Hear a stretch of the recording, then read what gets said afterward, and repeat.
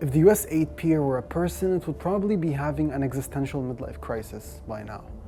The United States has been trapped in a revolving door of installing, dismantling, reinstalling, and then dismantling its so-called 8 Pier on the coast of the Gaza Strip.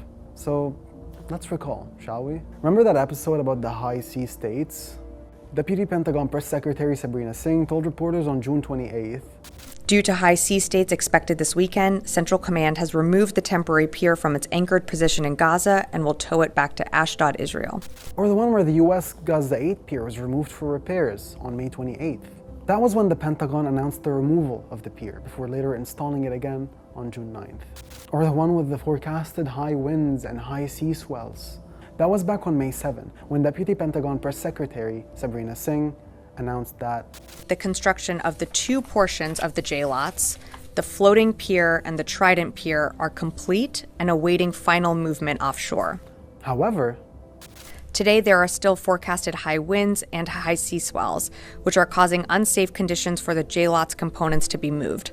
So the pier sections and military vessels involved in its construction are still positioned at the port of Ashdod. wow, just wow, the mightiest country on earth with its robust and all-powerful military and hundreds of millions of dollars couldn't even establish a functional pier off the coast of Gaza. It's a bit more serious once you remember that the pier was intended to relieve the pressure of innocent Gazans who couldn't find a morsel of food because of the Israeli blockade. The pier didn't even serve a short-term goal.